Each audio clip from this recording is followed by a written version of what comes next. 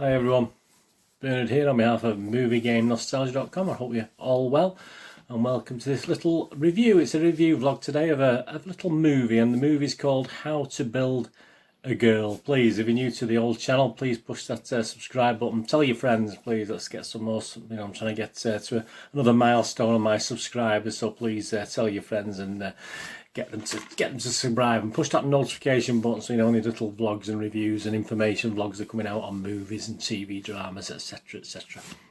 Yeah, we're looking at How to Build a Girl. It's a 15 rating, an hour and 42 minutes. It's a coming of age comedy drama. It's directed by, I've got to get this right, Koki Giodroik, is it? Godroik? Koki Giodrois or Giodroik, I don't know. Again, my apologies, I should find out how these names are pronounced. From a screenplay by Caitlin Moran, who's actually based it on her own novel from 2014 of the same name, How to Build a Girl. And the story tells the story of Johanna Morrigan, an aspiring journalist in 1990s Wolverhampton. Yeah, we have another film based in Wolverhampton. There's one last year, wasn't there, based in Wolverhampton as well? A little musical thing. It stars Beanie Feldstein or Steen. I mean, obviously, she first came to my notice last year, and I'm sure she's done lots and lots of things, but a bit more on that later on anyway. But yeah, Beanie Feldstein or Feldstein. Paddy Considine's in it, Sarah Salamani, Alfie Allen, Frank Delane, Laurie Canaston, Arinza Kana, Tadag Murphy, Ziggy Heath, Bobby Schofield, Chris O'Dowd, Joanna Scanlon, and you even get a little bit of Emma Thompson right at the end. Only a couple of minutes, but she's there looking all nice and lovely at the end. Yeah, so what's the film? What's he getting rating wise? Well, the critics seem to like it. Rotten Tomatoes, it's got an 80% positivity rating, so that means 80% of their critics either scored it 6 or more. And actually, if you look at the reviews, it's 121 reviews, and overall it gets a rating of 6.52 out of 10, which is okay, not fantastic, but that's a pretty healthy rating. The site's critical consensus reads, led by Beanie Feldstein's charming performance, How to Build a Girl puts a disarmingly earnest spin on the familiar coming-of-age comedy formula. Metacritic, the critics on Metacritic, the film has a weighted average score of 70 out of 100, so that's based on 23 critics, and it scores anywhere between the lowest is only 6 out of 10 and the highest is 8 out of 10, so again, it's scoring very well with the critics.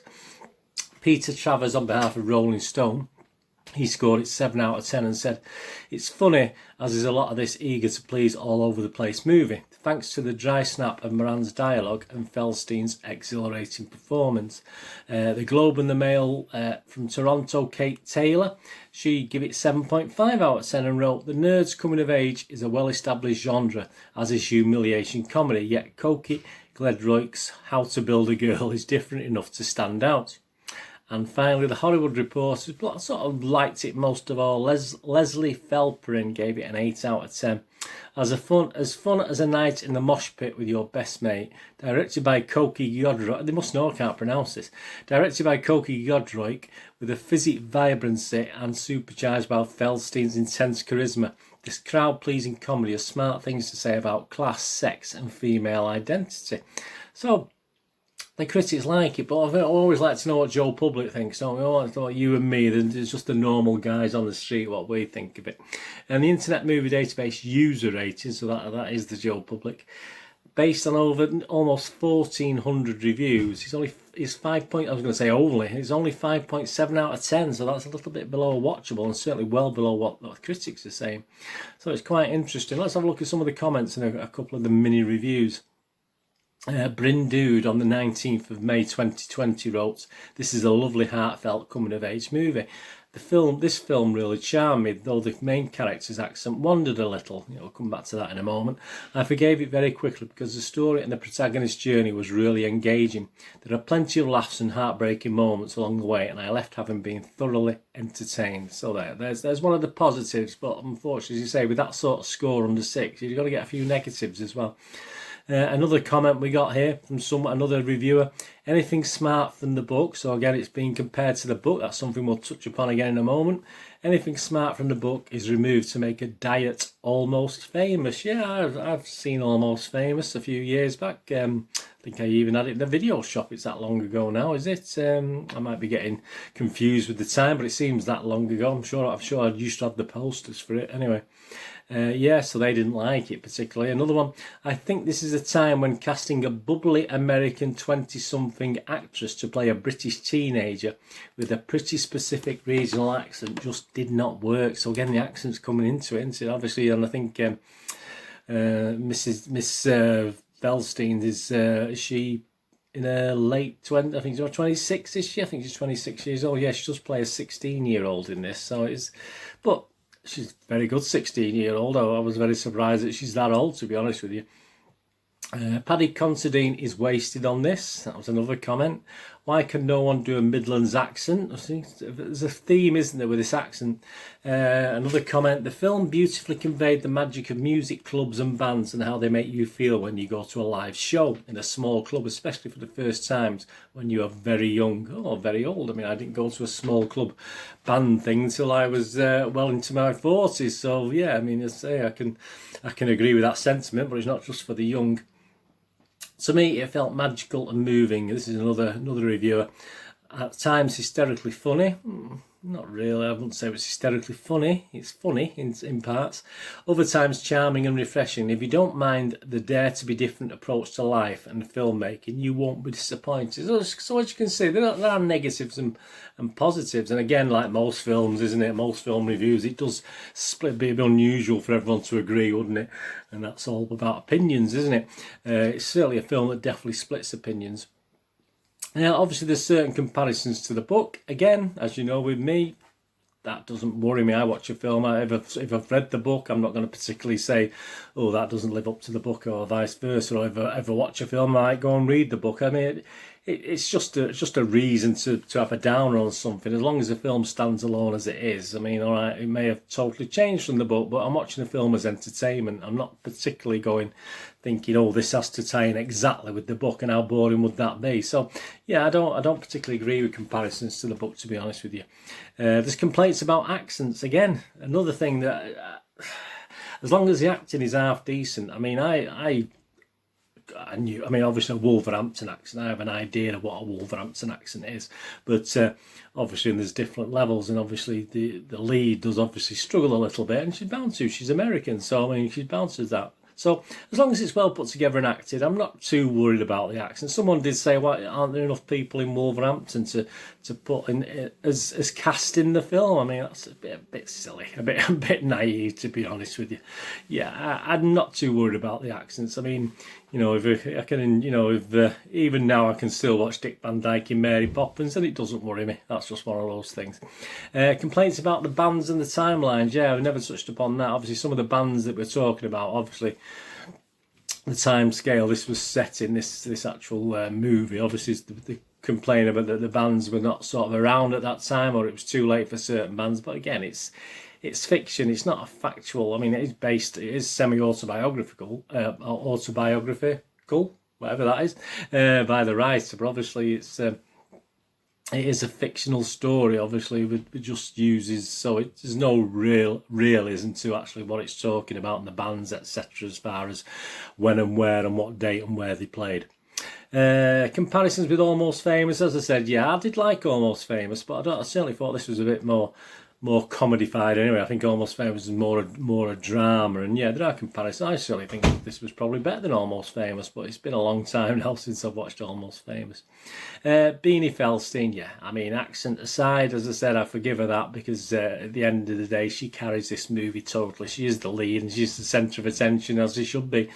I liked her character. Some complained that they didn't like her character and they didn't warm to her, but no, I think there's 3 or 4 characters in this I quite liked, and whether they were being bad or being good, I sort of stuck with them, you know, so yeah, I don't agree with that.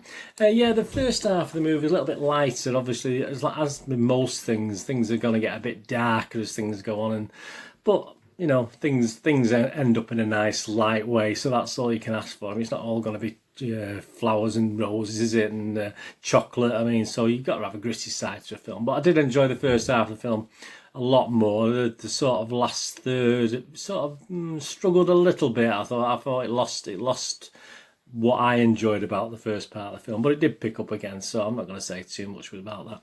And of course, Beanie, who I actually fell steam. She starred in one of my most favourite films last year, and this is obviously looking up to be one of my favourite films this year so far.